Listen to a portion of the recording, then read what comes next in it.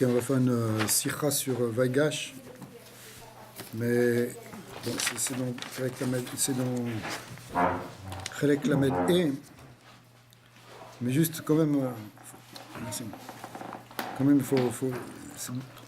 on peut pas rester indifférent à ce qui s'est passé avec cette histoire de Shimon Bashkin. C'est mamash, ça doit être plus qu'un jour, c'est un Farbringan.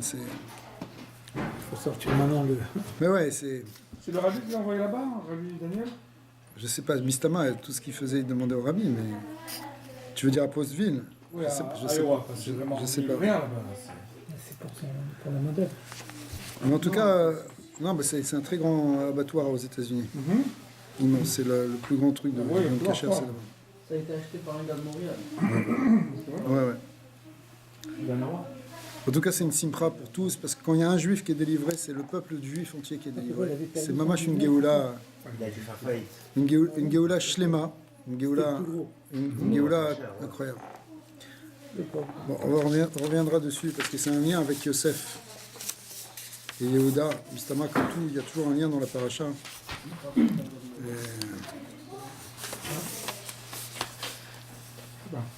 Comme on voit qu'effectivement, un des liens qu'on peut faire, c'est effectivement Yosef qui a retrouvé son père. La retrouvaille entre le père et Yosef, c'est dans la paracha de cette semaine. Et comme voilà, cet homme qui avait été séparé aussi pendant tellement d'années de ses parents, je ne sais pas si vous avez vu la vidéo où il retrouve sa mère, c'est une des choses que j'ai vues. C'est très très émouvant, quoi. C'est-à-dire le retour dans la famille.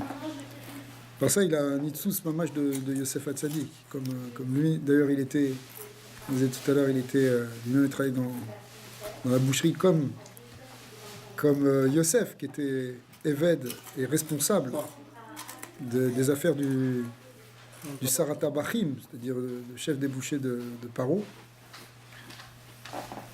Et c'est un guédère de Yosef Hatzadik, certains ils ont dit comme ça. Et comme on voit aussi, sur Yosef, c'est marqué quand il a fait des rêves, Ve'aviv, Shamar et Tadavar. Son père a gardé pour lui, en attendant de voir ce qui allait se passer, parce que au fond, Yaakov Avinu, lui, il croyait dans les rêves de Yosef. Et Shamar, ça fait otiyot de Shalom, Mordechai, Obashkin. Donc il y a un remèze aussi de son nom, dans le Inyan de Yosef. Ouais, c'est pas pour rien. Il n'y a pas de hasard. Toutes les Neshamot, elles ont tout un shoresh dans la Torah. On a tous notre nom dans la Torah, on a tous notre programme dans la Torah.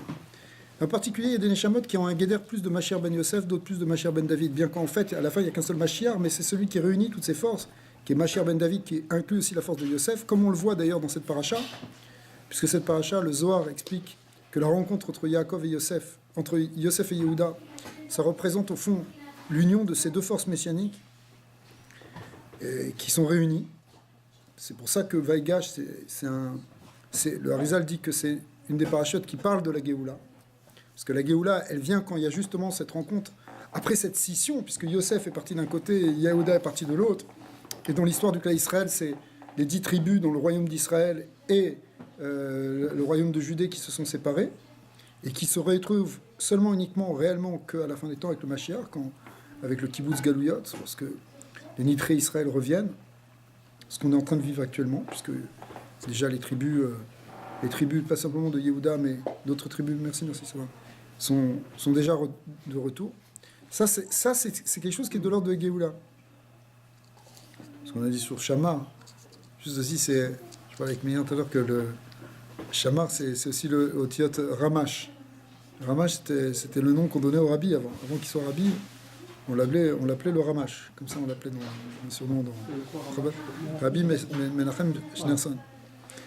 Donc on voit, c'est sûr que c'est un chassid du rabbi, et qu'un chassid du rabbi, on voit que le rabbi il est derrière lui. Et on a pu le voir cette semaine en vrai, parce que c'est sûr que derrière tout ce qui se passe, il y a la force des prières, la force des tzadikim qui sont là. Et en réalité, toute la communauté s'était complètement solidarisée derrière lui, parce que c'était au fond, des fausses accusations, et en tout cas des choses qui étaient complètement injustifiées.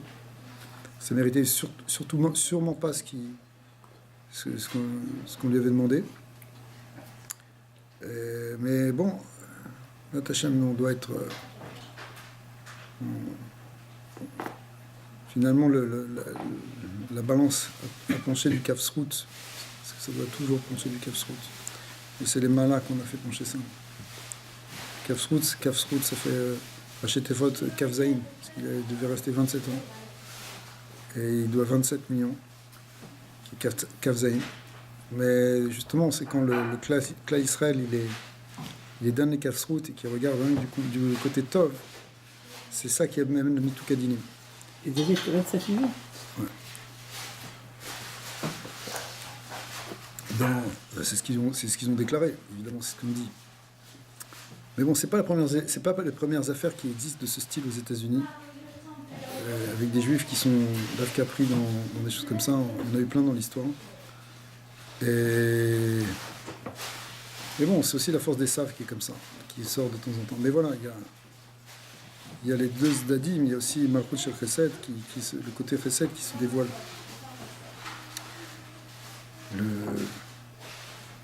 Donc le Zohar explique que l'union de la réunion entre Yosef et Yehuda, c'est la réunion entre les sphirotes supérieures et inférieures, entre ce qu'on appelle Zeir Anpin et Nukva, ou dans un langage plus simple, entre le monde d'en haut et le monde d'en bas. Et lorsqu'il y a cette réunion, lorsqu'il y a ce yichud crée un mituk adinim.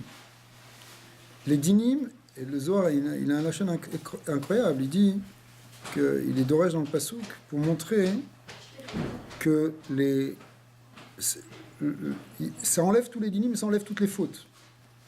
Parce que tout le problème de l'exil, tout le problème du mal en réalité, et des fautes, ça vient au départ de la Gvura, c'est-à-dire du Kohar à Pirud, de la force de séparation. Mais dès qu'on retrouve le Yichud amène le Chesed. C'est-à-dire que quand deux personnes sont séparées et qu'elles se disputent, ça crée une rigueur. Si deux personnes viennent et se réunissent fraternellement, ça enlève la rigueur. Ouais. C'est ce qu'on voit entre deux personnes, ou dans un couple, par exemple, l'union de Shalom Bayit, c'est en fait, ça prend son shoresh même au niveau des forces divines qui sont dans les séphirotes. D'accord ? Quand il y a une union, ce principe d'union qu'on voit ici incarné par Yehuda et Yosef, ça enlève toutes les forces négatives, toutes les forces. C'est pour ça que le Beth Amikdash n'a été détruit que à cause de la Sinat Rinam, le second Beth Amikdash. C'est la haine gratuite, les factions qui se disputaient gratuitement et qui ont amené ce clash, mais c'est quelque chose qui est profond. C'est parce qu'il y a la haine gratuite qu'il n'y a pas de possibilité de créer une harmonie et une maison qui permettent à Hachem de résider dans ce monde.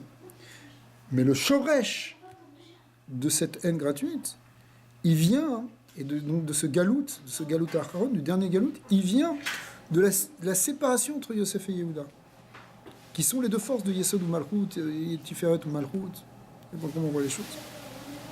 D'accord ? Et ça, évidemment, c'est un niveau encore plus élevé, mais dans le Shoresh Elion des Séphirotes. Mais lorsque ça s'est réparé, automatiquement, il y a le shalom dans le monde et la paix dans le monde. C'est pour ça qu'au fond, la vraie croyance, c'est qu'il faut qu'on règle le problème en nous pour arriver à le régler dans le monde. Si on arrive à faire le shalom au sein même du clan d'Israël, c'est ça qui va amener un mitouk même dans le monde. Parce que si on travaille à notre niveau, déjà, ça a une influence sur le reste. Ouais. Alors maintenant, on va parler un peu du Mashiach, toujours, parce qu'en fait, comme le Harizal a dit, Vaigash, les trois dernières parachutes de Bereshit, c'est-à-dire Miket, Vaigash et Vayechi, sont des allusions à l'ère messianique. Alors, effectivement, dans la Haftara, c'est marqué Ve'avdi David meler aleihem, ve'roe echad yeh lekulam, ve'yashvu al haaretz ve'gomar adolam ve'David avdi nasi lahem leolam.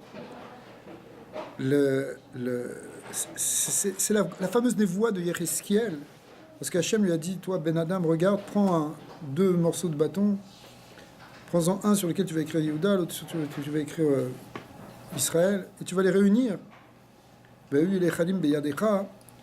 Ils vont être réunis dans ta main, et ça représente justement cette réunion qu'il y a entre Yosef et Yehuda qui va venir à la fin des temps. Après ce schisme qui a duré pendant finalement des milliers d'années, ça va être réuni. Et Yéhézkiel a déjà vu ça. Et après, une fois qu'il y aura ça, alors il y a des prophéties qui sont dites à Yéhézkiel, et dans lesquelles on lui parle maintenant du Mashiach. Mon serviteur David régnera sur eux, et il y aura un seul berger, autrement dit, ça y est, tout le monde sera rentré sous la Malchut Bet David, puisque au départ, Jéroboam avait voulu faire une scission, il a fait un autre royaume, et finalement, tout le monde va revenir vers David, ou son descendant plus exactement, enfin c'est ce qu'on va voir dans la suite, et ils résideront sur la terre, c'est l'ère messianique, Adolam, pour l'éternité, Ve David Avdi, Nasi Lahem Leolam, et mon serviteur David sera un prince pour eux pour l'éternité. Donc finalement, c'est une annonce du retour de la Malchut Beit David, et donc de l'ère messianique. Veyesh le'ayen betam hashinuyim ben shnei haktuvim. Alors, ici, il y a deux versets qui sont un petit peu différents, parce qu'au départ, c'est marqué Avdi David Meler Aleyhem, c'est le mot Meler, roi. Et juste après, dans le passouk d'après, c'est marqué Aleyhem, et c'est marqué, pardon, il y a marqué aussi Aleyhem Olahem. On va voir qu'est-ce que ça veut dire la différence qu'il y a entre sur eux et pour eux. Et après, il est écrit. Alors, j'ai pas bien expliqué les choses. La première chose, c'est qu'on voit au début, on voit dans ces psukim deux mots. D'un côté, c'est marqué roi, et d'un autre côté, c'est marqué Nassi. Alors, est-ce que David, il est le roi ou est-ce qu'il est Nassi? Est-ce qu'il est le roi ou le prince? Première question. Deuxièmement, est-ce qu'il va régner pour eux ou est-ce qu'il va régner sur eux? Puisque les deux mots sont employés. La M, Valéyam. Troisième question qu'on pourrait poser. À un moment, c'est marqué Vavdi David, mon serviteur David, et après, c'est marqué David, mon serviteur. Est-ce qu'il y a une nuance ou pas? D'accord? Est-ce qu'il y a une différence entre mon serviteur David et David, mon serviteur? Quatrièmement, à la fin, il est marqué Léolam. Ouais. Mais c'est marqué deux fois Léolam. Puisque au départ, il y avait un Viyashvu Adolam. Pourquoi, si on a déjà dit qu'il va régner sur la terre pour l'éternité, pourquoi après c'est marqué David Avni, Nasi Lahem, Léolam? Pourquoi on redit deux fois cette notion de Olam ou Léolam, et est-ce qu'il y a une différence entre les deux? Alors, pour comprendre ça, en fait, le rabbi pose des questions sur ce passouk de Yéhézkiel pour cerner exactement quelle va être la nature ici de la manière dont va régner le Mashiach. En fin de compte, c'est ça la question qui se pose derrière. Et la question aussi de savoir pourquoi il s'appelle David et c'est quoi le rôle de David. Est-ce qu'il y a quelque chose de spécial avec David Améler ou pas? Il y a la nuance entre la fonction et l'homme dans les quatre trucs. C'est ça le point commun. Peut-être, ouais. La fonction de Mashiach, la fonction du serviteur, qu'est-ce qui est le plus important? Ou l'homme, David, on le met en premier, David mon serviteur. Ou bien sa fonction. Ça peut être une réponse, très bien. Alors, la Gemara dit, c'est la Gemara dans Sanhedrin, tout ça c'est dans Perek Achelek, toutes les fameuses agadotes qui nous parlent du Mashiach, d'Atzadechet. Amar Rav Yehuda, Amar Rav, Rabbi Yehuda dit au nom de Rav, je suis dans la haute bête, colonne de droite. Amar Rav Yehuda, Amar Rav, Atit Akadosh Baruch Hu Lehamid Lahem David Acher. Akadosh Baruch Hu va établir pour eux, un autre David. Chez Atid Limlor Aleyhem, dit Rashi, c'est-à-dire qui va dans le futur régner sur eux. Chez Nehemar, Ve'avdu et Hashem Elokehem, Ve'David Malkam Asher Hakim Lahem. Hakim le Nehemar, c'est pas écrit Hakim avec un He, c'est-à-dire il est établi, mais Hakim j'établirai. Et là, Hakim, ça veut dire j'établirai dans un futur une nouvelle royauté de David en quelque sorte. Et c'est ça l'idée de David Acher. Bien que les Mefarshim se posent la question comment ça fonctionne exactement cette dracha entre Hakim avec un Aleph ou Hakim avec un He. Mais l'idée, elle est là, c'est qu'on est d'Oresh dans le Passouk, que Dieu va établir un nouveau règne de David. En fait, avec son descendant.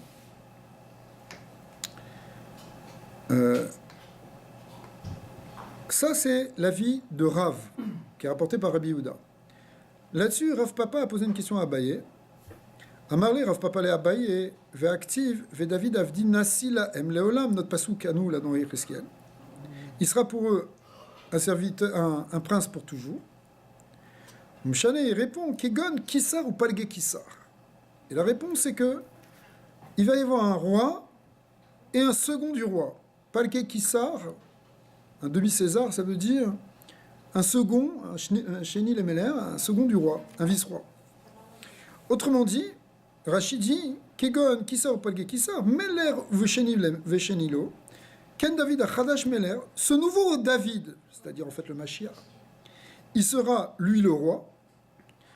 Ve David Malkam, Vechen David Achadash Meler, qui dit Ve David Malkam Asherakim, Ve David Ameler Shenilo. Et David, le roi David, celui qui a régné au début de l'établissement d'Yerushalayim comme ville, comme capitale éternelle d'Israël, c'était qui? C'était David Ameler. Lui, il sera maintenant le vice-roi, le second du roi. Comme ça dit Rav Papa.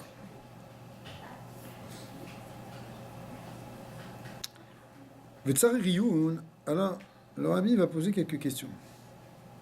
Premièrement, Ma Kavanat, vous avez compris la chose, on avance un peu doucement.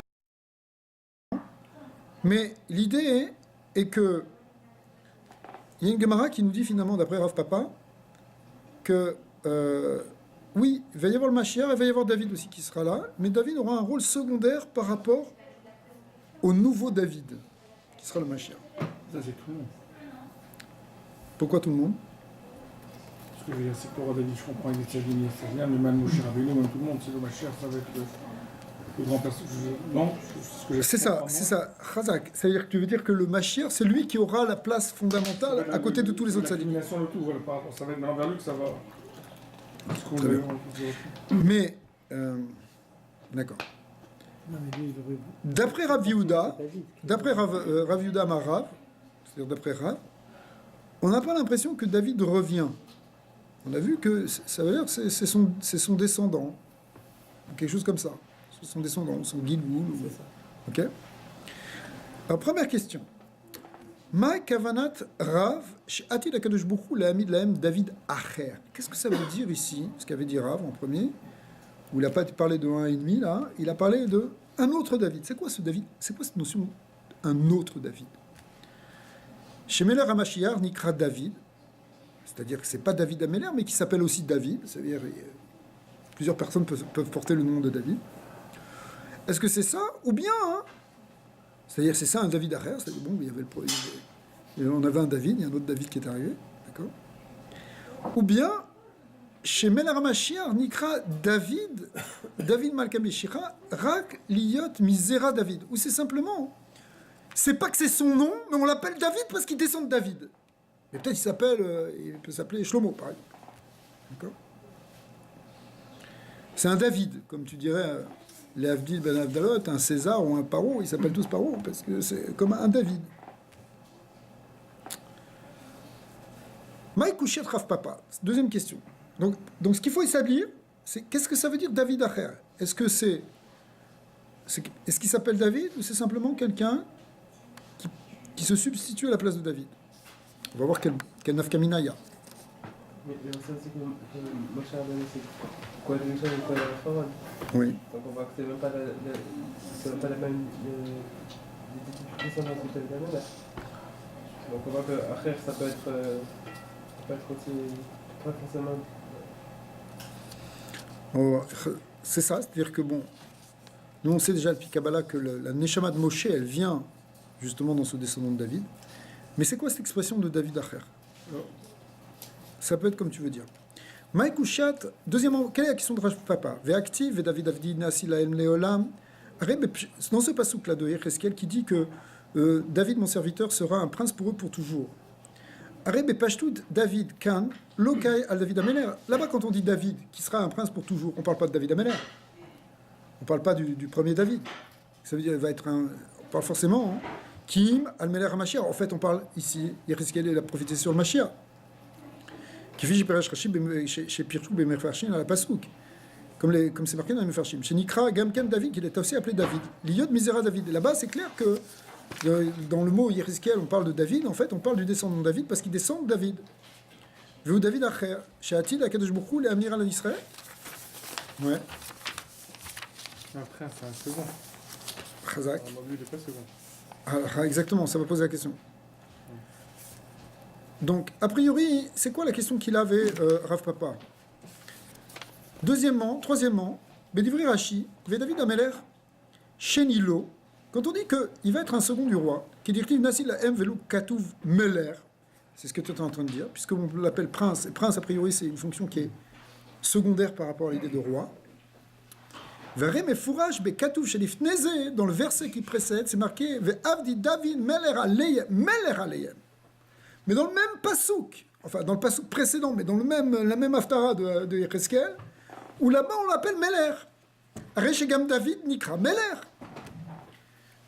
Ouais, il est aussi appelé roi. Donc c'est un peu embêtant, parce que tu veux dire, parce qu'il serait appelé Nassi, il serait simplement second, mais avant on l'appelait Meler. L'Atid Lavo. Ou Bepashtout, Besheni Beshne Aktuvim, Medubar Odot Adam David Acher. On parle du même David Acher, c'est-à-dire on parle du Mashiach dans les deux psukim. D'un côté il est appelé Meler, de l'autre côté il est appelé Nassi. C'est relatif. Voilà. Par rapport à qui? Chazak. Par rapport à Dieu, par rapport à... On va voir. Dalet, quatrième question, et après on va commencer les réponses. Lama istarir Meler HaMashiach les Shenilo. Pourquoi le Mashiach il a besoin d'avoir un second? Ouais, bon, Chaba.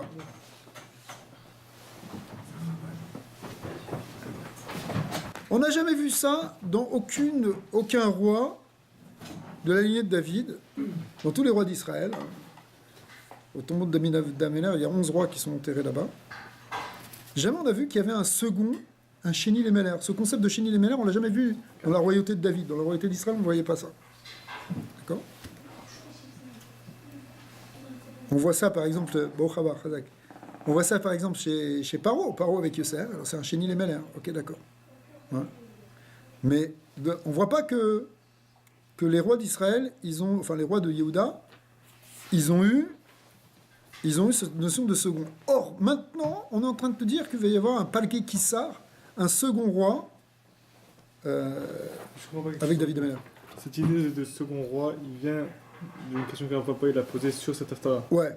Mais alors qu'on a établi que dans cette haftara, c'est sûr qu'on parle du Mashiach. Ouais, on parle du Mashiach. Alors comment Parce que la question de Rav Papa, hein, parce que la dracha qu'il va faire, enfin la question qu'il a, hein, c'est pas vraiment une question, il a une dracha. Il a marqué que c'est marqué Hakim. Hakim. Regarde, si tu regardes dans la note 4, ouais. Dans la note 5 plus exactement, Ugvar Akshe Beber Sheva les Sanhedrin, c'est un peu rouge sur le Aïn Yaakov. Ma Yareya Milachon Hakim Shu David Acher, 24 Makom les Mefarshim. C'est toute une question au niveau des Mefarshim pour expliquer comment elle fonctionne cette dracha. En vérité, je n'ai pas le Sefer ici sur moi, mais a priori, l'idée qu'on peut comprendre, c'est il va amener un David avec un autre David. J'ai compris, mais ça, il amène du fait qu'en réalité, tu dis ça parce qu'en haut c'est écrit Melech, en bas c'est écrit Nassi. Alors il dit comment tu peux dire ça? Voilà. C'est moitié truc. Voilà. Mais a priori, on a déjà réfuté tout ça parce qu'on a dit qu'on parlait pas. On est en train dans les deux, on est en train de parler du Mashiach. Okay. Comment est-ce qu'on ramène notre David? Pour l'instant, Ken dirait que la Gemara l'a compris comme ça. Enfin, Rav Papa l'a expliqué comme ça. On va être obligé ça va être expliqué, Mistama. Peut-être qu'on peut comprendre aussi qu'au début il va être vice-roi, comme Yosef, et après il va devenir le Mashiach. Peut-être que c'est 2 étapes, tu veux dire. C'est ça. Mais après, l'idée de Rav Papa, ça veut dire il y a 2 choses. Mais en tout cas, cette notion de vice-roi, hein, C'est Acher. on l'a jamais vue. Et il dit, entre crochets, toujours dans la colonne de droite, page 207, Velichora, lo matzinu ba'alacha inyan shel Mishneh Lemeler. Tu regardes dans le Rambam, on ne parle pas de la notion de Mishneh Lemeler. Par exemple, il y a des lois très précises sur les Kohanim. Il y a le Kohen Gadol, il y a le Kohen Sagan, il y a le Kohen Mashiach, enfin celui qui est responsable des armées. Chacun, il y a toute une structure et comment on fait le kavod de l'un avec l'autre et comment on fait par exemple les cérémoniales avec tous ces Kohanim. Mais dans les rois, s'il y avait eu quelque chose, on en aurait parlé. Il n'y a pas la notion de Sheni Lemeler. Ou lire chez Kohen Gadol, Yeshno Sagan Kohen Gadol. Avalo Matzinu Kazot Bemeler. Tu trouves ça chez les Kohanim, mais pas chez les rois. Mouvan Shitachen chez Ameler Yimane Yimne Shenilo Aval Lo Matzinu Bealacha Shiye Tokef Miyuchad. Alors, on peut comprendre que, évidemment, il y a un second. Il y a toujours, tu peux avoir un conseiller principal, tu peux avoir un premier ministre. C'est ça, Un premier ministre. Mais il n'y a pas de dagash sur ça dans la halakha. Donc, s'il n'y a pas de dagash sur ça dans la halakha, ça veut dire qu'il n'a pas une fonction précise établie par la Torah. Techniquement, il peut y en avoir un, mais à la limite, c'est un truc technique, c'est pas quelque chose qui a un shoresh. D'accord? En général, le prince, c'est le fils du roi. Khazak. Ça peut être ça aussi. Mais l'union de Palgé Kissar, ici, ça veut dire un second du roi. Ça ne veut pas être Cham le roi et lui descend le fils. Khazak, mais a priori, le pshat David ici, Acher. il y a un David Acher, il y a le Mashiach et il y a David qui vient. Tu es rentré dans le David qui vient. C'est pas mal. Khazak David. Bon, c'est mal. Gam yesh le dayek belashon hashas, kegon Kissar ou Palgé Kissar. C'est quoi cette expression de un César et un demi-César? Pour dire un roi et un vice-roi. C'est très paro. Khazak, Kissar, c'est quoi? C'est César. Maintenant tu parles le Mashiach, tu l'appelles César? Quoi tu parles maintenant? T'es obligé de prendre ce langage. C'est Rav Papa, c'est pas marqué dans le passouk. Pourquoi il l'a appelé César? Ouais, c'est Shem Malché Romi, c'est les rois c'est des rois romains. Velo Amar, Belashon HaKodesh, ou Kelishta Dekra. Mais là, pourquoi il n'a pas appelé un roi, un demi-roi? Il avait qu'à dire Meler, ou Meshne la Meler. Donc ça aussi, c'est une question qui est bizarre sur cette main. Alors, Veoula, Gimal, Veoula Yesh Lomar, Shen Kavanat Chazal, Kepshuto. Peut-être que les Chachamim ici, ils ne parlent pas de Kepshuto, Shiyu, Shne Anashim Nifradim, Shneyem et Israël. De dire chez Anigou, Shne et Israël. Peut-être qu'on ne parle pas, comme tu voulais dire tout à l'heure, c'est David, je crois qu'il voulait dire ça, de 2 personnes différentes qui sont en train de diriger Israël. Des gammes, les filles d'Ivra avec Maram, Ashkadou Vedavid Avdi Nasilaem, Kayal Meler. Ramachia, c'est ce que tu disais aussi. Parce que, effectivement, le terme de Nassi, il ne veut pas forcément dire David Ameler, le roi David de l'époque, mais il veut dire aussi dans le Passouk, le Mashiach. Qui gam Mashiach nikra beshem David, parce que le Mashiach est appelé David. Et là, j'ai Meler HaMashiach atzmo iyu shnegdarim. C'est ça la réponse, c'est que dans Mashiach, il y a 2 aspects. Kissar ou Palké Kissar. Comme on va l'expliquer un peu plus loin, plus en longueur. Ou Pirouche dit vrai, la Gemara dit Ati, la Kadosh Baruch Hu Amid Laem David Acher, lorsqu'elle dit la Gemara que Kadosh Baruch Hu va leur établir un autre David, Ve'aktiv David Avdi Nasi Laem, ou Bemeler HaMashiach, Yeh Chidush Ikari, les Gabé Malché Bet David. C'est pas quand on dit un David Acher, on parle pas ici, on parle ici d'un renouveau, de quelque chose de nouveau, de Acher qui va être de nouveau dans la royauté par rapport à la royauté de David. C'est-à-dire ce qu'on avait connu à l'époque de David Améler et des rois qui l'ont suivi, il va y avoir une autre dimension qui va apparaître avec Mashiach. Et même par rapport à David, ça va être quelque chose de nouveau. V'lachen nikra David Acher, qui beinyan ze eno domé le David Arishon. De ce point de vue-là, il va se distinguer du premier David et ceux que l'on a suivis pour être quelque chose de nouveau. Ve'alze, Makshi Agmara, c'est là-dessus que l'Agmara pose la question, Ve'active David Avdi Nasi Lahem, que pourtant c'est marqué que mon serviteur David, il va être leur prince. Donc a priori, c'est toujours la même chose. C'est toujours aussi la Malchut Bet David qu'on a connue pendant longtemps, qui va encore fonctionner. Ouais. A priori, Mashiach va ressembler à David de l'époque. Ou la reine Nikra Al-Shem David Ameler. C'est pour ça d'ailleurs qu'il porte ce nom de David Ameler, le prince David. Ve'alze metaretz kegon kisar ou palge kisar. De Bemeler HaMashiach tiena shne amalot. De kisar ou palge kisar. Le Mashiach aura ces deux aspects. Un, mitzad achidush bemalchut de Meler HaMashiach. Premièrement, il va avoir cette nouveauté spécifique du Mashiach, qui sera différente. Les Gabénikra de ce point de vue, on va l'appeler Kissa. On n'a pas encore expliqué pourquoi c'est un langage, pourquoi c'est signé en latin, mais on va l'expliquer après. Veu David Acher. Ou mitzad ma'alato betor meler abes David nikra palge Kissa. Et du point de vue qu'il aura aussi un aspect de la royauté de David de l'époque, on va l'appeler Palge Kissar. Donc ce sera secondaire, évidemment, par rapport à cette nouvelle Mahala qu'il aura en tant que Mashiach. Mais ça va jouer un rôle, secondaire, mais un rôle quand même. Ve'yesh lomar, chez Zéou Achiluk, ben Shne, Aktuvin, j'ai tourné la page, Ve'avdi David Meler Aleyem. Et c'est ça maintenant, pour comprendre les deux psukim qui dit Ve'avdi David Meler Aleyem, Ve'david Avdi Nasilaem, que d'un côté on va dire qu'il va être roi sur eux, et d'autre un prince pour eux. Des Shne Toarim Meler Venasi, Em Shnenim, des Kissar ou Palge Kissar. Et ça on retrouve effectivement la notion, Meler c'est Kissar, Nasi c'est Palge Kissar, Sheyou Bemeler HaMashiach. Qu'on va retrouver ça dans le personnage même du Messie. Vezeu Sheneemar, Vedavid Avdina Sila Em Leolam, de Afalpi chez Gadla Ma'alat Ameler, Al Ma'alat Nasi, bien que c'est sûr que la notion de Meler c'est plus grand que Nasi, roi c'est plus grand que prince.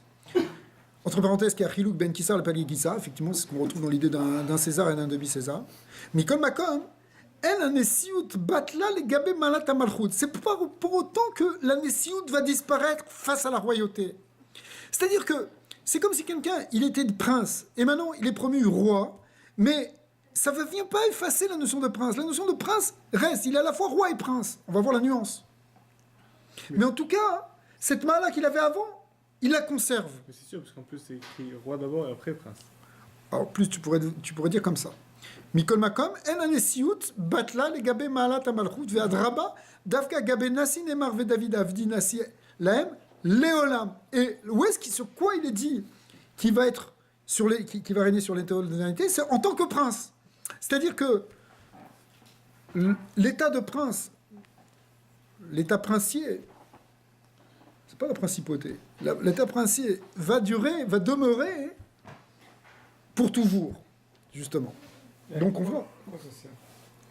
Si monter la madriga de roi, ça. Chazak. A priori, nous on aurait dit si t'es roi, alors t'es plus prince. Alors, c'est ça. Il donne le prince. Alors, on va être obligé, le rabbi va expliquer qu'est-ce que représente la Nessiout. Qu'est-ce que ça veut dire être prince? Ubazé yesh levaer hashinui ben shne aktuvim ve'avdi David ve'David avdi. Le peuple juif, tant qu'il n'est pas Mashiach, il deviendra roi quand il sera Mashiach. On va voir qu'il y a, c'est quelqu'un de plus approchable aussi. Il y a quelque chose qu'on doit garder, qu'on a gagné en fait pendant la galoute, et qu'on doit. C'est pas que voilà, maintenant quand on va sortir quand on va venir Mashiach, c'est comme quelqu'un, finalement c'était une parenthèse malheureuse, toute l'idée de galoute qui a commencé depuis Avraham Avinu en fait, d'accord. Et enfin voilà, maintenant on oublie tout, c'est ça. Il y a une force qu'on a acquise ici dans l'exil qui va demeurer et qui est bonne. On va voir pourquoi. On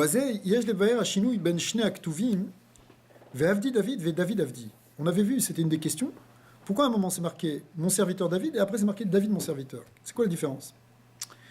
Dans le premier passouk, on parle du Mashiach en tant que roi, Meler, Kissar. Chez Bazé, Enu Mityaches, les David Arishon, où là il n'y a pas de rapport direct avec le premier David, avec David Améler de l'époque. Verak Shenikra Beshem David Acher, on l'appelle David parce que c'est un nouveau David, c'est un autre David avec une Nitrachut au contraire. Omer Akatou, Ve'avdi David. Là-bas, c'est marqué Ve'avdi David. Donc, quand on parle du Meler HaMashiach, du Meler, etc., du David Acher, c'est Avdi David, mon serviteur David. Chez Belachonze, Adgasha, Ari'i al Avdi. Quand on le met en premier, le mot Avdi David, c'est quoi? C'est Avdi, mon serviteur. Et là, chez Eved, Nikra Beshen David, sauf que c'est un Eved qui est appelé David. Aïnou, les filles chez Malazou, Ba, Lomipne chez David, et l'Aliyot Avdi. Le Melech HaMashiach, c'est pas tant, en tant que Mashiach, c'est pas tellement et seulement parce qu'il vient de David. C'est d'abord et avant tout parce qu'il est mon serviteur, celui qui sert Hachem. Ah, il se trouve qu'il s'appelle aussi David, d'accord? Mais l'insistance, le point central de ce qui fonde la malchoute de Mashiach, c'est parce que c'est quelqu'un qui sert Hachem. Ouais. Veinu les fiches malazou ba bo lo mipne shu David et la liyot avdi mash enken malat melera Mashiach betor nasi. Mais quand on parle du Mashiach en tant qu'il est nasi, c'est-à-dire en tant qu'il se rattache à David Améler de l'époque, la chel neymar ve David avdi, c'est-à-dire nasi alem. Là, on met l'insistance sur le personnage même de David. Donc, si vous voulez, le Mashiach, il est Mashiach parce qu'il est le serviteur de Dieu, et il est aussi, en quelque sorte, l'incarnation de David parce que justement, il porte, et c'est ça, ce niveau de règne de David qui va être avec lui, ce prince David qui est avec lui, qui est en lui, ça c'est parce qu'il vient de David. Il y a un héritage en tant qu'héritage de David.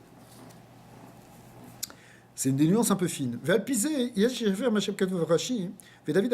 Améler, Shenilo, qui directive Nasi Lahem, Veloktiv Meler.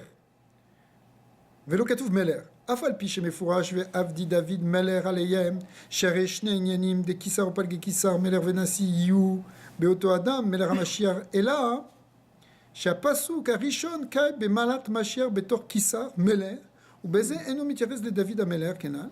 Vakatouf David Avdi, Nasi Lahem, Kai Bemalatu Betor Palge Kisar.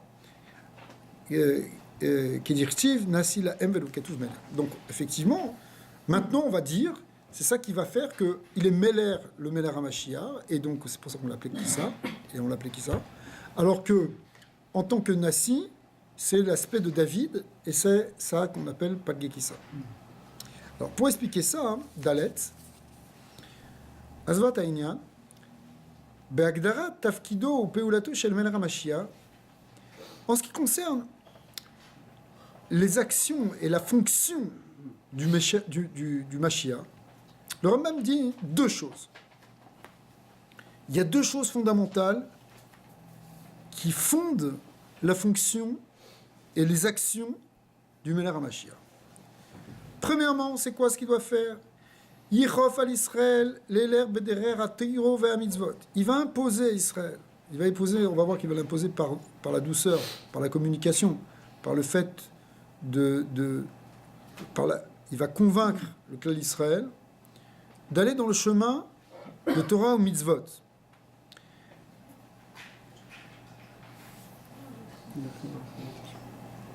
Et qu'est-ce qu'il va faire?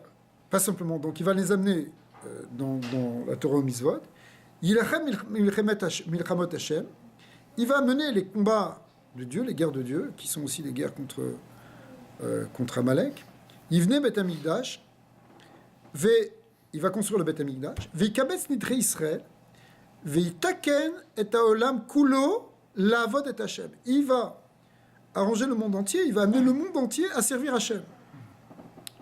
Vechen achar shinityachev mimalchuto, mimamlachto, veitkabtsu, elav kol Israël yitrsu kulam alpiv beruah kodesh chez Tanouar alav. Et après, évidemment, quand on sera arrivé à là, lorsque cette royauté sera assise, et qu'il aura réuni tout le clan d'Israël, alors effectivement, il va nous diriger par le roi HaKodesh. Il sera un homme inspiré de Dieu, comme un prophète.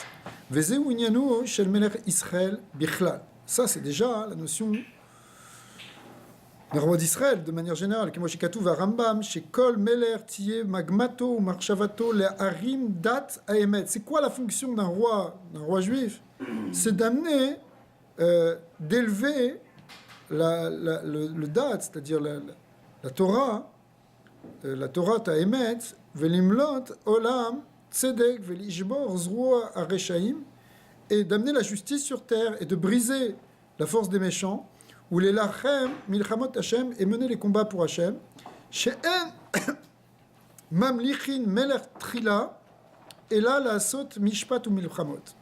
Parce que en réalité, c'est ça la fonction d'un roi. Pourquoi on fait régner un roi? C'est pour gagner ses combats. Pour établir la justice et gagner les combats contre les forces ténébreuses et les forces du mal. Ça, c'est la première chose. Donc, effectivement, la première chose que doit faire le Mashiach, c'est d'amener la Torah, c'est d'amener le bien, c'est de repousser l'obscurité, de réunir les épars pour amener le Beth Amikdash et pour éliminer le mal. Deuxième chose, comme ça que c'est établi clairement dans le Rambam. Deuxième chose, Oto Ameler, chez Yamod Misera David, Baal Chochma Yeter Mishlomo. Premièrement, ça va être un très grand Chacham, plus encore que Shlomo Ameler. Venavi Gadol, et ce sera un très grand prophète. Ou les Fichar Yelamed Kol Ha'am Veyore Otam Derer Hashem. Donc il enseignera, c'est un enseignant, Mashiach, il enseignera au peuple tout entier et il leur indiquera la halacha, il leur indiquera le Derer Hashem, Veyavou Kol HaGoyim Lishmoa. Et toutes les nations viendront écouter sa sagesse. Ve'al tarbe da'a adea ve'achorma, et du coup l'intelligence et la sagesse, ve'aemet et la vérité vont se multiplier dans le monde. Comme on voit tout ça, on a vu déjà tout ça un peu avec le Rabbi entre nous. Ouais. On l'a vu déjà beaucoup. Il enseignait à tout le monde, il a amené la DA, il a amené de l'intelligence. Bien sûr, il y a encore beaucoup de Réchaïm qui ne veulent pas écouter, au contraire, ils se déchaînent en ce moment.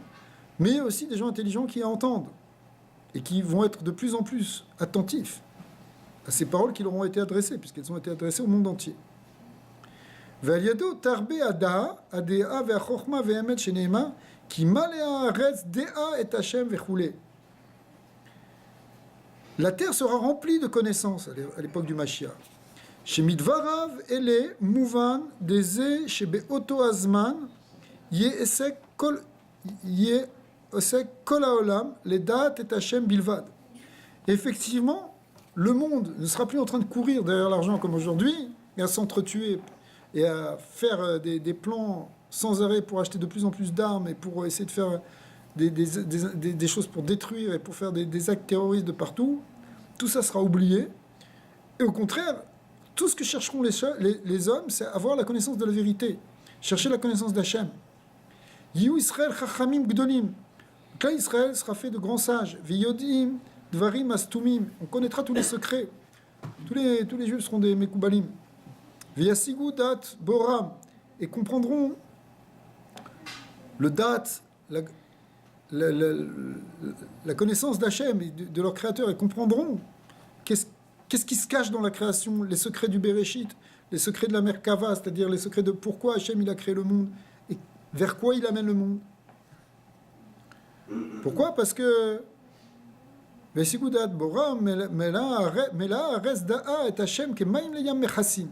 la terre sera remplie de connaissance de Dieu comme les eaux recouvrent les océans. Et tout ça, c'est grâce au Mashiach. Shehu Yelamed Kolam. C'est lui qui va enseigner au peuple. Pourquoi le Rabbi passait des heures et des heures à faire des sikhot? Et pourquoi on a des milliers de textes maintenant de lui et qu'il a voulu que tout soit enregistré et soit filmé? Parce qu'il faut que la terre se remplisse de connaissances. C'est ça le Mashiach. Mashiach, il diffuse la connaissance. Et même le fondement, même si on comprend ce qu'a dit le Rabbi, le fondement des guerres qu'il fait, c'est des guerres spirituelles dans lesquelles la connaissance du Hémet va s'imposer. Quand tu vois qu'aujourd'hui, Netanyahou a cité les paroles du Rabbi sur l'obscurité et dans le bête à Sheker, d'une maison de Sheker, parce que c'est exactement ça. Le Rabbi a dit l'ONU, c'est une maison de mensonges et une maison obscure. Et j'ai dit, tiens bon, parce qu'un petit peu de lumière, ça repousse beaucoup d'obscurité. Voilà, c'est tout le secret de Hanouka. Tu mets un petit peu de lumière dans la rue, mais ça repousse beaucoup de ténèbres, de forces de ténèbres obscures dans tous les plans et dans tous les mondes. D'accord ? Eh bien, c'est pareil. Il faut dire là-bas un peu de vérité dans cette bête, dans une maison de Sheker, qui est le nu, qui est le lien de... En disant, vous allez voir, je vous garantis que tout le monde en aura lu. C'est incroyable. Ça. Ouais. Et il parle même avec une inspiration prophétique. Il va dire, vous allez voir que tout le monde sera d'accord avec la lui. fin du peuple d'Israël. Parce que le rabbi lui a dit. C'est vraiment ça. Parce que il a compris, c'est Netanyahu qui connaît très bien la Bible, très bien le Tana. Il comprend, et Kadosh Baruch Hu l'éclaire, et il comprend le sens des prophéties qui sont marquées dans le... C'est un des plus grands spécialistes de l'histoire, enfin du Tanar dans le monde. Ah ouais, il gagne tous les concours. Enfin, c'était lui, quand il était jeune, il a gagné le concours de Tanar. C'est des concours très difficiles. On continue avec des tannés. C'est important. Mais c'est important, bien sûr. Bien sûr. Mais oui, et puis... C'est le meilleur qu'ils ont jamais. Mais ce qu'il faut voir, c'est que quand on connaît le Tanar, c'est pas seulement connaître le Tanar, c'est le comprendre d'une manière intelligente, c'est ça qu'il faut. Je parle pas de nos amis qui comprennent tout à la lettre bêtement, d'accord, qui ont une lecture bête de leur propre texte, d'accord. Je parle de justement la lecture avec l'intelligence de la Torah, de la Torah chez BLP. Veyesh Lomar. Et l'aïmounat rachamim, il faut avoir l'aïmounat rachamim. Ce qui lui donne sa force aujourd'hui, c'est l'aïmounat rachamim. Et honnêtement, Benenu, même Trump, c'est ça qui lui donne la force. C'est l'aïmounat rachamim. ואחורי טראמפ יש הרבי, יש הכל.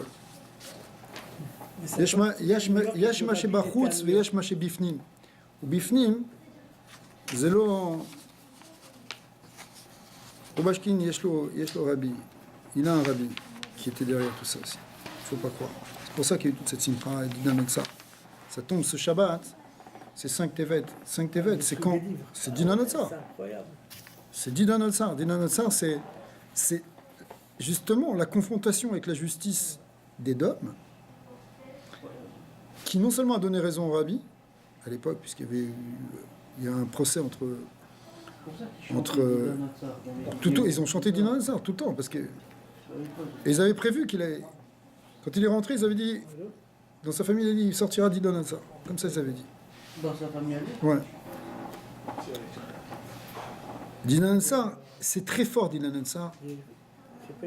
C'est...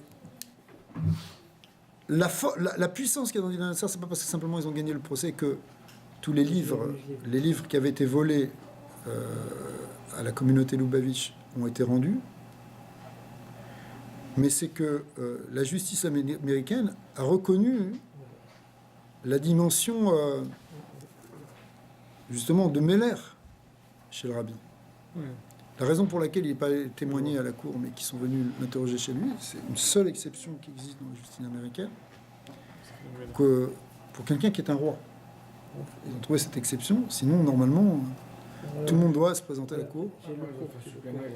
Mais ouais, mais ils ont reconnu dans le rabbi cette royauté. À part ça, ils ont reconnu que le rabbi, c'était pas simplement le rabbi, c'était pas un personnage privé, c'est quelqu'un qui est l'âme d'une communauté et en réalité même du clan Israël. Sa femme qui était dans l'évangile, la marque était dans Ouais. Sa femme. Quel respect, c'est incroyable. Ce qui est concerné, c'est vrai. Alors, On parle de la justice américaine, comme c'était on parle de Dieu, Ça veut dire qu'il donne ça. Dinan, ça, on a gagné. C'est une expression qui est marquée dans le Talmud, qui est dite sur quand les Bnei Israël tournent dans le Beth Amikdash ou nous dans notre synagogue avec le loulav. Le loulav, c'est comme un drapeau ou un flambeau de victoire. Après le jugement de Rosh Hashanah et de Kippour, où on sait que maintenant on a été pardonné et qu'on a gagné le jugement, on a été inscrit dans le livre de la vie, alors on sort le loulav et on parade avec. Didan Otsar, on a gagné le jugement, c'est ça que ça veut dire. On a gagné le jugement, mais en réalité c'est qui le jugement? C'est avec Hachem. Parce que tout ça c'est Bechitsoniut, Bebepniniut, c'est comme dans le Almorazaken quand il était emprisonné. C'était un Kitroug les Mahalin. D'accord? c'est parce qu'il y a des forces d'obscurité qui empêchent le dévoilement. Alors, même chose, tout ça, c'est des choses qui empêchent. Il y a des forces d'obstacle qui veulent voiler la lumière messianique. Pourquoi il y a un déchaînement comme ça à l'ONU en même temps? Le même jour, il y a un déchaînement dans l'ONU des nations qui nous crache à la figure. Ouais. Pas simplement aux États-Unis, derrière eux, c'est évidemment nous qui sommes vidés, encore plus. D'accord. Ils détestent les États-Unis, ils nous détestent encore plus. Mais pourquoi? Si Satan est le grand Satan. Ouais. J'adore moi ces trucs. Ça revient quand même. Mais pourquoi ils nous détestent tant? En réalité, c'est parce qu'ils incarnent des forces d'obscurité qui empêchent le dévoilement, qui veulent empêcher le dévoilement d'une humanité basée sur le shalom, sur l'amour, sur le bien, sur la justice, sur ce dont on vient parler ici, c'est-à-dire le Mashiach. Ils veulent pas du Mashiach. Ils veulent nous ramener à l'âge des ténèbres. Ils veulent nous ramener dans les ténèbres pas moyenâgeuses, mais du tohu vabo. Encore en bas, je comprends, mais tu as dit que ces forces négatives d'en bas, elles ont leur correspondant. Oui, parce que c'est le corps. Mais en haut, ça leur ramène quoi, ça? Non, en haut, c'est la Midat Hadin. Parce qu'au moment de la création du monde, il y a eu le Tzimtzum, c'est-à-dire le Gilou du Kohar Hadin, la rigueur. Et nous, on se bat contre ça depuis le début. Yaakov Avinu, contre qui il s'est battu? Il s'est battu contre un malard. C'est quoi ce malard? C'est le Samer même. Mais c'est qui ce Samer même? C'est le Kohar Hadin, les malars. C'est un malard Kadosh, les malars. C'est un Mkel, il a le nom de Dieu. Pourquoi? Parce que c'est la force du din. Et ce din-là, elle bloque, mais elle doit petit à petit s'annuler. Elle bloque au départ pour créer un monde, mais après elle doit s'annuler pour que dans ce monde se révèle Dieu. Mais ce Samkel, il travaille pour Hachem aussi. Il est une partie d'Hachem. Le Koradine, c'est une partie d'Hachem. C'est ce qu'elle a dit, Rachel, quand elle a eu Dan. Danani, après Naphtali. Naphtali, c'est Naftulti. Elle s'est battue. Il y a une guerre. Il y a une guerre contre la Midat Hadin. Elle était à Kara. Il fallait se battre contre un écran insurmontable, contre un mur, sans orifice, sans ouverture. C'est la fermeture. Ces Réchaïm, là, dans le monde, ils incarnent cette fermeture. Ils manifestent en bas le principe même de la fermeture, du Metzar, de l'étroitesse et de l'enfermement. C'est pour ça qu'il... Même les forces du Yetzara, c'est ça. Quand quelqu'un est pris dans un Yetzara, il est prisonnier en vrai. Il est prisonnier. Certains sont prisonniers physiquement, ils vont dans une prison pour incarner, pour qu'on comprenne tous. Mais en fait, on est tous prisonniers de cette clipa. Et le problème avec tous ces Réchaïm, c'est qu'ils voient les forces du mal en nous, ils projettent sur nous. Au lieu de nous aimer, de comprendre qu'on est là pour leur apporter du bien, ils projettent sur nous leur fantasmagorie et leur fantasme de mal dont ils sont complètement prisonniers. Mais c'est en eux, on est tous prisonniers. On est prisonniers dans cette clipa. C'est la clipa. La clipa, c'est une écorce. Et c'est contre ça qu'on se bat. C'est ça, les guerres du Mashiach. Mais c'est un combat spirituel avant tout, par la tfila. C'est quoi la tfila? La tfila, c'est ça. Les imaot, elles sont à carottes. Elles sont stériles. Il faut se battre pour qu'il y ait un chidouche. Quelque chose qui n'était pas là. Ce n'était pas là. Il n'y a pas de matrice. Elles ne peuvent pas donner naissance. Spirituellement, c'est impossible. Elles se battent pour craquer cet obstacle. Qui saritaim Elokim, vimanashim. Pourquoi tu t'appelles Israël? Parce que tu t'es battu contre des Elokim, c'est-à-dire des anges, mais c'est-à-dire contre Hachem. Et contre des hommes, parce que le combat il est en bas et en haut. On a des combats extérieurs, au sens des combats.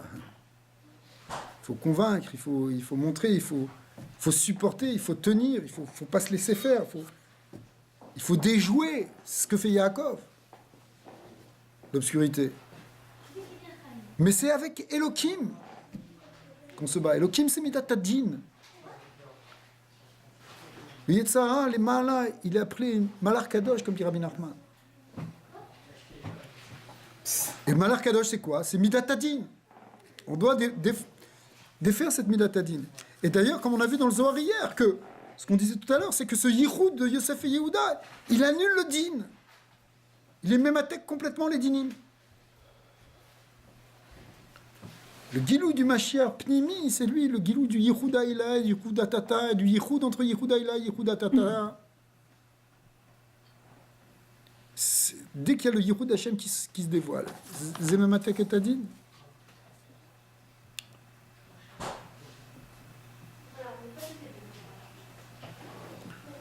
Alors, on va finir.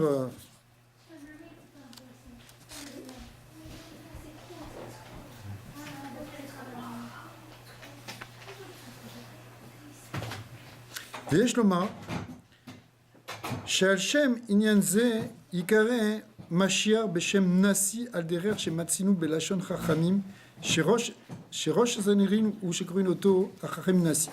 Et effectivement, l'aspect du Mashiach qu'on vient de définir comme un grand chacham, un navi qui va enseigner, qui va amener la lumière au monde, c'est lié avec ce terme de Nassi. Parce que le terme de Nassi, il désigne pas simplement le prince en tant que le prince héritier de la couronne. Il désigne le prince, par exemple le chef à Sanhedrin, chez Rosh Sanhedrin, ou chez Kurun Oto Chachamim Nassi. Qui c'est qu'on appelle Nassi? Rabbi Yehuda à Nassi. Rabbi Yehuda à Nassi, c'est pas simplement parce qu'il c'est parce que le Nassi c'est le Rosh Sanhedrin, c'est parce que c'est un grand Talmid Chacham. Mais Kol Makom Ve'u Aomed Tachat Moshe Rabbeinu. Cette expression par rapport à Yehuda et Israël, justement. Parce qu'il s'appelait Yehuda Nassi par rapport à... Ah, peut-être, on va voir. Ve'u shikoron oto chachamim Nassi bekol makom ve'u aomed tachat Moshe Rabbeinu. Et c'est celui qui se tient sous Moshe Rabbeinu. Valdererze, ça veut dire quoi sous Moshe Rabbeinu? C'est expliqué dans les Mefarshim du Zohar que... en réalité, c'est marqué aussi dans la Gemara, mais Beikar, c'est expliqué dans le Zohar, Alpi Kabbalah, que chaque Talmid Chacham, dans chaque génération, il reçoit son Shefa Rouhani par Moshe Rabbeinu. D'accord? C'est toujours ce qu'on appelle Itpashtuta de Moshe Rabbeinu Bekol Dara Vedara, le prolongement de Moshe Rabbeinu dans chaque génération, ce que le Zohar traduit par Gilgula de Moshe Rabbeinu. Dans tous les grands Talmidei Chachamim, il y a l'âme de Moshe. C'était là-bas dans le vin, non? Quand on a été au cours de Rabbi Akiva. Quand il était dans le cours de Rabbi Akiva. Mais dans tous, on voit par exemple d'autres Remezim aussi. Amar Mor. Mar, c'est Moshe Rabbeinu. Il y a d'autres choses aussi. Des fois, c'est la notion de... On voit dans le Zohar aussi. En tout cas. Donc, il dépend de Moshe Rabbeinu. Valdereze, יש לומר שזה המשיח שנקרא נשיא, ולפי שהוא ילמד כל העם ויורה אותם דרך השם. Donc, en fait, quand on parle de Nassi, maintenant, on définit mieux ce que c'est que Nassi. Nassi, ça veut dire le Mashiach en tant qu'il est l'enseignant qui fait rayonner la Torah pour toute l'Israël et qui amène le derrière Hashem dans le monde. Maintenant, on va comprendre. Vous vous rappelez la question qu'on a posée au début? Quelle est la différence entre Aleyem et Laem? Meler Aleyem, il va régner sur eux, et Nassi Laem pour eux. Anagat Amelucha ou Bederer Romemut. C'est quoi un roi? La royauté, c'est le roi qui règne sur son peuple. D'accord? C'est quelque chose qui a une ascendance sur le peuple. Il doit être au-dessus, il doit être élevé, il doit être dans une élite. Et c'est ça l'idée de régner sur eux. C'est-à-dire au-dessus d'eux. Par contre, le côté Nassi, c'est-à-dire celui qui enseigne et qui montre les voies d'Hachem au peuple, ça c'est par proximité, c'est le rabbi qui est dans un Farbringen. Chez Mishtadel Am Yavinu, Yavin, Veyelkot, et Devarav, c'est le peuple, qu'est-ce qu'il fait? On écoute, on essaie de prendre l'enseignement. Velachen, Imiyot, chez Mitzad, Gedulato, Nikra Nassi, bien qu'on l'appelle Nassi, c'est-à-dire qu'il a une grandeur, il a une grandeur princière quelque part, ce Rosh Hashanah ou ce grand maître de la génération. D'accord? Mais la chose, Nassout, ça veut dire, Nassi, ça veut dire élevé. La saute, ça veut dire élevé. Donc, il a une hauteur. Aretiur yachasu el ha'am ou nasi lahem. Mais maintenant, par rapport à eux, on dit, il est nasi pour eux. C'est pas au-dessus d'eux. Ki hashpato betor nasi ibeofen shel kirouv. Là, c'est pas avec si vous voulez, avec le côté transcendant du roi sur son trône. Non, il est proche. Parce qu'un maître avec des élèves, il faut qu'il y ait une proximité. Velachen malat anasi nikra begmara palge kissa. Maintenant, on comprend pourquoi le nasi est appelé un demi kissa. Kivan shen hashpat anasi beofen shel romemut kemeler kissa. Parce que sa hashpa, elle n'est pas avec cette supériorité, enfin il y a une supériorité intellectuelle, mais avec cette hauteur que prend le roi. Ouais. D'accord. Donc, on veut dire palge kissa, il n'est pas trop roi. Il est roi parce qu'il est, il est impressionnant. Mais c'est pas là le côté le Malkout, le Meller. Vine. Et ok, on a presque fini, c'est la dernière hôte, donc ça va conclure. Vine yesh chiluk ikari ben shne inyanim anal. Il y a une grande différence entre ces deux notions. Peulat shel meler hamashiach beinyan harishon anagat hamelucha shelo ibeder chidush shelo al piteva. Ça, quand on dit que le Mashiach, il va être le roi, qui va régner sur eux, ça c'est un chidush qui est au-delà d'Ateva. Qui aliado yé chidush ikari bechol haolam kulo. Parce qu'en fait, c'est quoi ce chidush? C'est que, évidemment, l'ère messianique, ça va montrer un renouveau complet au niveau de la création. Ou qui me voit Barucha, Rambam, Sham, Sheitaken et Haolam Kulo, comme on l'a lu tout à l'heure dans le Rambam, que le Mashiach il va réparer le monde entier. La Avod est Hashem biyachad, pour amener à ce que tout le monde serve Hashem ensemble. Sheerzeru Kulam, la date à Emet, Velo Yigazelu, Velo Yashritu, que tout le monde reviendra à la vraie religion, la vraie conscience, et servira, et il n'y aura plus de vol, il n'y aura plus de destruction. C'est ça ce qu'on attend du Messie. C'est-à-dire ça, c'est un grand chidouche. Parce que ça, on n'a jamais vu ça. Oto Azman, lo sham, lo ra'av, velo milchama, velo kina. Du coup, il n'y aura plus de famine, parce qu'effectivement, il y aura la bracha dans tout. Et il n'y aura plus de guerre, velo kina, plus de jalousie, vetacharut, velo yé esek kol haolam, ela ladat et Hashem. Et effectivement, le monde entier sera là pour uniquement connaître Hashem. Kelomar, afal piché psak Rambam, celui batel d'avoir minago shalolam, bien que le Rambam il soit clair et qui dit que le monde ne va pas changer fondamentalement son fonctionnement. Hein, on connaît le Rambam. Le Rambam il dit tout ce qui est marqué dans les prophéties que le loup il va être à côté de l'agneau. C'est une image. Il dit. C'est une image que les nations vont plus s'entretuer. Le fort ne mangera plus le faible. D'accord? C'est-à-dire que Olam ki minago noeg. Mais malgré tout, Veloye Sham Chidush Bema Bereshit, il n'y a pas de renouveau au sens du Maaseh Bereshit. Les lions restent des lions et les brebis restent des brebis. C'est une image qu'on a pris. Et là, Olam Kimina Nogoeg, Mikol Makom, Zeu Shelo Yitbatelu Chuke Teva. Quand il dit ça, le Rambam, c'est pour dire que la nature, les lois de la nature, la gravitation, etc., ça ne va pas changer. Teva Tabriya. Aval Mouvan, chez Zeu, chez Kol Haolam Kulo, Yavod, et Hashem Beyachad, Velotiena Milchamot. Mais c'est quoi le grand chidouche? Ça, c'est un très grand chidouche. C'est que tout le monde va servir Hashem et qu'il n'y aura plus de guerre. Vasakam yé la date et Hashem, que toute l'occupation sera tournée vers la connaissance. Arezé chidouche, Anagat Haolam. Ça, c'est un chidouche dans la Hanaga du monde. Pas dans la Teva du monde, mais dans la Hanaga du monde, dans le fonctionnement du monde. Chez l'Omatsinu, Kezod Maolam, ça, on n'a jamais vu ça. Machenken, Ashpato, Betor Nasi. Alors, ça, c'est l'aspect du Meler HaMashiach. Maintenant, c'est un naga en tant que Nasi, de Palgekissa. Zéché Mashiach, il amet Kolaam Veyore Otam Derer Hashem. C'est que, il va donc, c'est quoi? On a vu, c'est qu'il va nous enseigner la voie d'Hashem. Af, Shiniklal Bazé, Gam Bedvarim Stumim Vechoulé, bien qu'il y aura des choses qui seront très cachées, puisque tout le monde va comprendre des grands secrets. Mikol Makom, Enze Chidouche Mamash, malgré tout, c'est pas un très grand chidouche, c'est pas un vrai chidouche, qui, page 210, qui Betorah, Iefchar Liyot Chidouche Amiti. Parce que dans la Torah, il ne peut pas y avoir un véritable renouvellement dans la Torah. Parce que la Torah, elle est éternelle. Qui est pas ça Rambam, quand le Rambam lui-même dit, Shetoira Azot Enlo en lola lo shinui velo giron velo tesefet. La Torah qu'on a, la Torah de Moshe Rabbeinu, elle n'a pas de changement, elle n'a pas d'ajout, elle n'a pas de retrait. On n'enlève pas une mitzvah parce qu'elle ne nous plaît pas.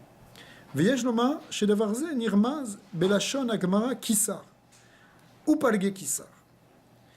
Alors, c'est-à-dire, on va expliquer maintenant qu'est-ce que c'est ce terme de kisar depuis le début qui nous énerve. D'accord ? C'est expliqué dans Tosfos,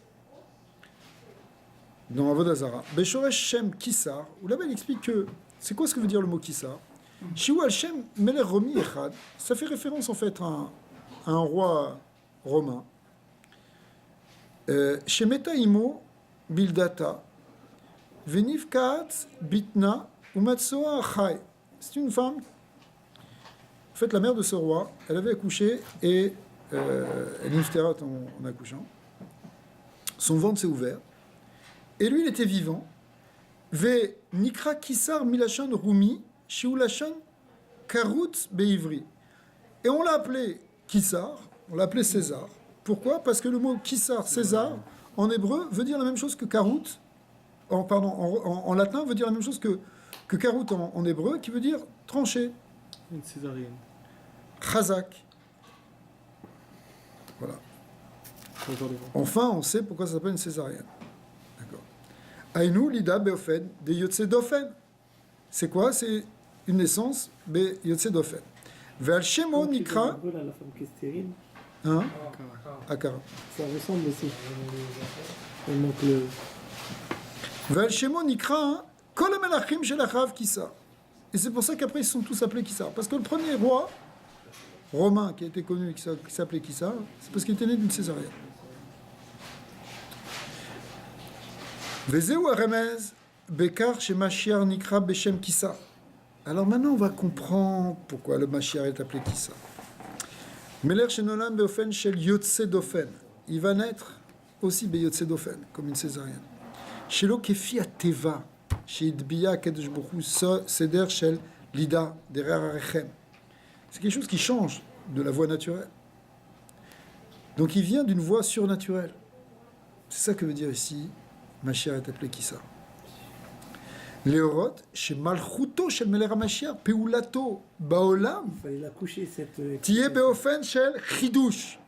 Ça représente l'idée de Chidush. C'est un grand Chidush, en réalité, le Mashiach, parce que ce type de royauté n'a jamais existé. Donc c'est Yotse Dofen.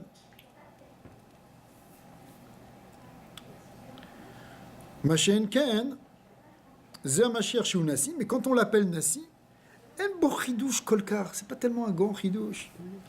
C'est un grand Chacham, on a déjà vu ça. Ou Mitzadze, Urak Begeder Palge Kisa, parce que c'est quand même un Chidush, parce que c'est un maître qui est plus grand que Moshe Rabbeinu, que Shlomo Amalek, qui est quand même le plus gros, le plus Chacham qu'on a connu. Donc il va battre le record du monde. Mais c'est pas si grand Chidouche que ça. Parce qu'on a déjà vu des grands enseignants. Mais un roi qui amène la paix dans le monde entier, qui amène le monde entier à se tourner vers la sagesse, ah, ça c'est très fort. Aval, afalpishi kachachidouche shel melech hamashiach ou beinyan hamalchut. Bien qu'on a dit que l'essentiel du chidouche, il est sur la royauté, sur justement cette capacité de diriger le monde comme ça. Mikol makom yesh ilui beinyan hanesiyut alinyan hamalchut. Malgré tout, il reste quand même quelque chose. Vous vous rappelez ce qu'on a expliqué, qu'il fallait garder quelque chose de nesiyut.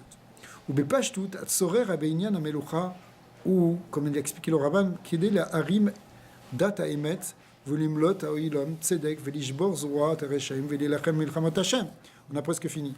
D'après ce que dit le Rambam, que le Icar de la royauté, c'est pour amener les gens dans la justice et dans la connaissance du vrai et gagner ces combats divins. Une fois que ce combat va être vaincu, va être gagné, et que Mashiach aura amené le monde entier à être dans l'unité, pour connaître, pour la connaissance, et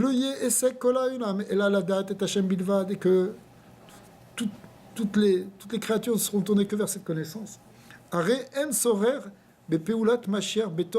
Finalement, après, ce côté Meler, on n'a plus besoin de roi. C'est pour ça que c'est écrit après. Veikar tafkido shel melech HaMashiach yeh yilamed et ha'am velorot derer Hashem. On aura besoin surtout d'un enseignant, quelqu'un qui, puisque tout le monde cherchera uniquement la connaissance d'Hachem, alors on ira puiser les paroles du maître.